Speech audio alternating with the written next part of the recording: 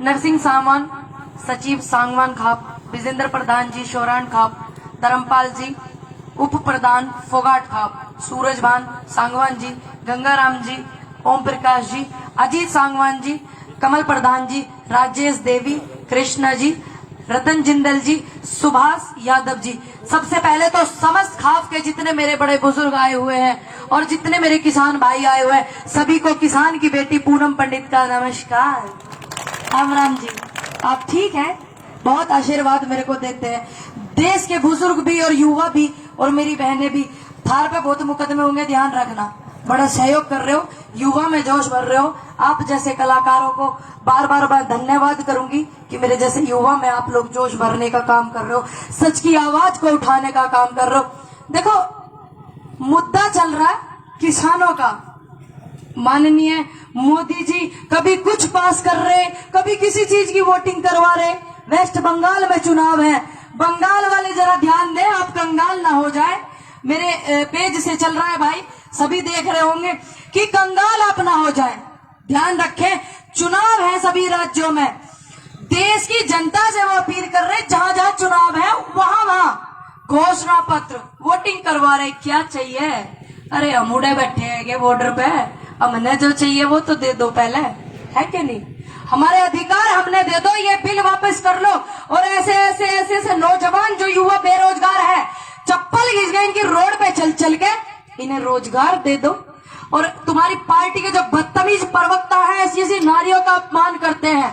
एक जो इनके हैंगे नेताजी, उन्होंने तो माँ दुर्गा को भी नहीं बख्शा। अनुरोध है, इन्हें सम्मान दे दो और इन्हें कबाड़े को लिकाड़ो।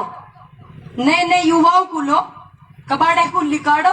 और हमारा जो मुद्दा चल रहा, सह सम्मान, जितने भी मेरे किसान बुजुर्ग मेरे भाई शहीद हुए हैं, सभी को मैं नमन करना चाहूंगी, श्रद्धांजलि अर्पित करना चाहूंगी।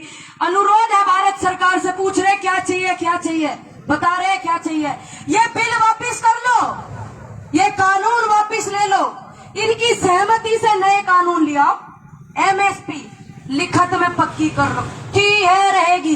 ज्यादा दिन हो गए सुनते सुनते, 2 करोड़ पद वो 14 करोड़ में तब्दील हो गए। 7 साल होगी भाई, तो 7 दूनी 14 करोड़ हो गए, नहीं हो गए? उन करोड़ों पदों को तुम भर लो। आज तुम पद भरन लग गए तो पद कम पड़ जाएंगे, जवान युवा कम नहीं पड़ने का। ऐसी ऐसी नारियों को सम्मान दे दो। 35 साल से महिला आरक्षण की बात चल रही, उसे लागू कर दो, है नहीं? 1965 से एमएसपी पक्की करो, ये कर दो। ये ना कर दो जो आप फार्म भरे जा रहे हो एक सांस, ये फार्म नहीं चलेंगे।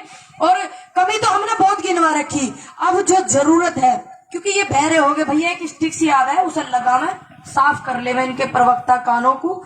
और बिल पढ़ के बैठ के जब टाइम लेवे, चैनल वालों का एक अनुरोध है देश की जनता से कि जो जातिवाद धर्मवाद में ये बांटे करे थे, वो सिस्टम इनको फेल होगा नहीं। सिर्फ एक जाति देखने को मिल रही, देश बड़ा खूबसूरत लग रहा है, किसान जाति। अगर आप इस चीज को बरकरार रखोगे तो मेरा वादा है और मेरा विश्वास है, आने वाली नेता नस्ल भी सुधर के निकलेगी। कभी जाति धर्म में नहीं बंटना, मेरा विश्वास है। देख लेना, सुधर के निकलेगी सारी नेता नस्ल। और इनके कॉलर में, गलेवान में हाथ डाले अपने अधिकार के लिए। बताओ मेरे क्षेत्र में क्या काम करा, बताओ मेरे क्षेत्र में कितना डेवलपमेंट करा, बताओ मेरे यहाँ नारी का कितना सम्मान। जिन्होंने नारी के साथ क्रूरता करी है, उनके खिलाफ कितने आपने मुकदमे सक्षम करवाए हैं। इस तरीके जो नेता हमने वहां पदाधिकारी बैठा है, माननीय मोदी जी जो सूट पहन रहे हैं, वो हमारे किसानों का है। 8 करोड़ 80 करोड़ 10 करोड़ का जो भी पहन रहे हैं, जो जूते पे, स्वदेशी बनाओ, स्वदेशी अपनाओ भैया। हम भी कह रहे हैं मेक इन इंडिया बनाओ भाई, अपने देश को मजबूत कर लो। लेकिन माननीय मोदी जी तो सारे ही कपड़े विदेश के पहरे नहीं पहनते। तो कृपया करके जो उनके प्रवक्ता ज्ञान बांट रहे हैं, और माननीय मोदी जी भी ध्यान देवे भाई। आप पहले किसी भी मैंने ट्वीट देखा था अमित शाह जी का आ रहा कि खादी भंडारण से मैंने भी ये खरीदा। अच्छी बात है, खरीदो, हम भी खरीदेंगे।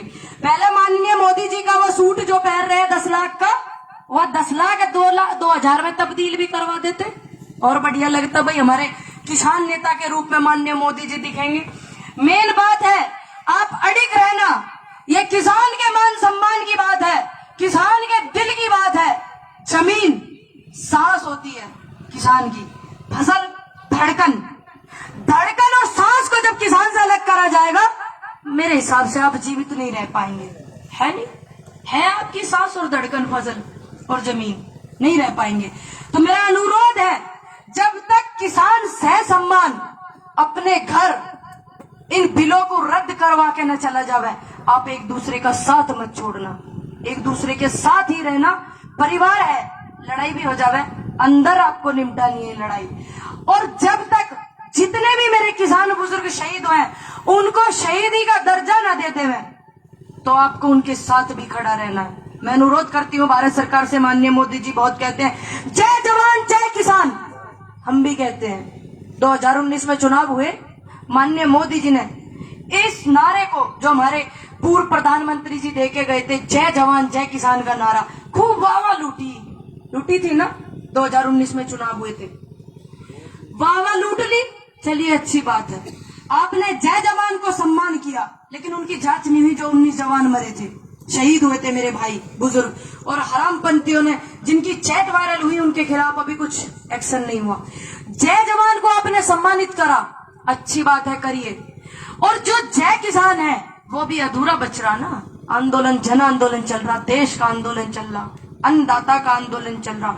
जितने मेरे भाई, मेरे बुजुर्ग, मेरे बड़े शहीद हुए, क्या किसी नेता, प्रवक्ता, बीजेपी वालों के मुंह से निकले 2 शब्द उनके लिए? नहीं निकले। तो आप इस बात को भी ध्यान में रखा।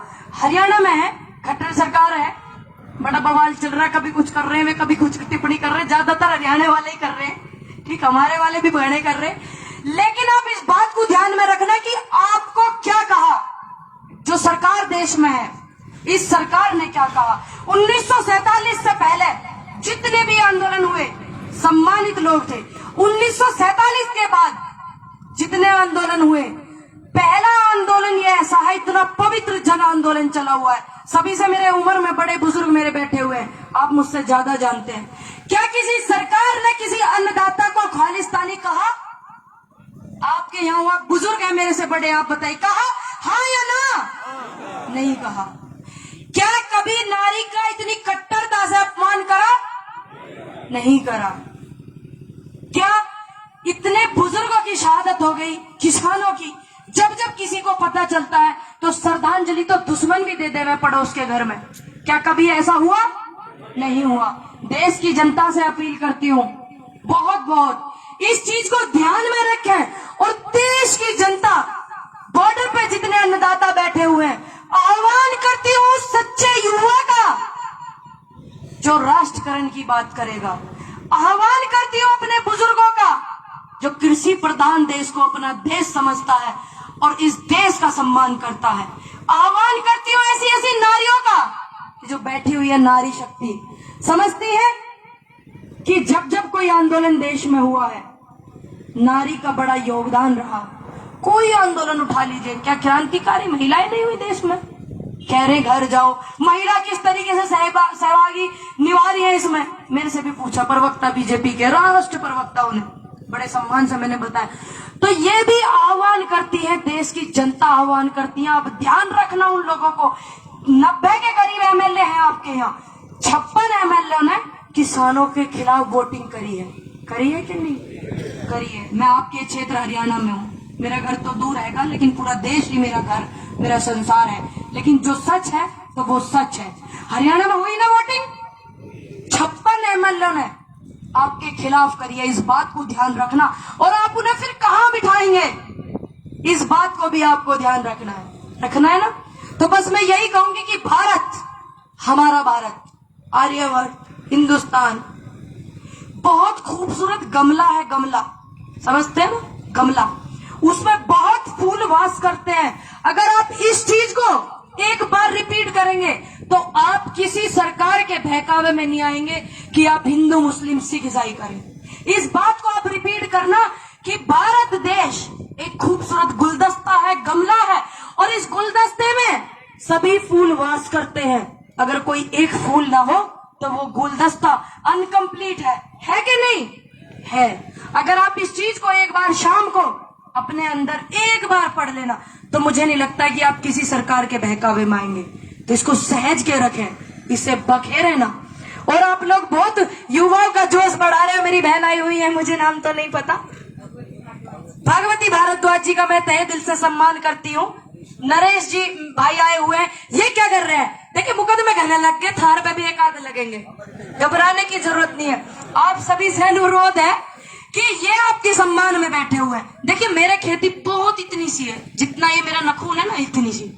मैंने अपने लिए कुछ नहीं मांगा, मैं तो आपकी लड़ाई में अपने बुजुर्गों का सहयोग कर रही हूँ, क्योंकि बुजुर्ग मुझे सम्मान दे रहे हैं, आशीर्वाद दे रहे हैं, युवा साथ दे रहा, महिलाएं प्यार दे रही हैं, ये भी आपको सहयोग करें। जब इन्होंने ऐसी जरूरत हो तो मेरा अनुरोध है कि आप सभी इनको सहयोग करेंगे ना? बिल्कुल, एक बार इनके लिए जोरदार ताली आप बजा दें। और जिंदाबाद की भीड़ के चक्कर में ना पड़े भैया, जिंदाबाद की भीड़ तो बहुत इकट्ठी करनी चाह रही है। सिर्फ आप एक चीज का सम्मान करना, जय जवान, इसको सम्मान को कोई घटा नहीं सकता। ये किसी की मोहताज नहीं है, ये हमारी सांसों से सम्मान चलता है। और एक चीज आपको बरकरार रखनी है, सिर्फ एक चीज। आप देखना कैसे देश की रूपरेखा बदलती है, कैसे ये नेता नस्ल बदलती है।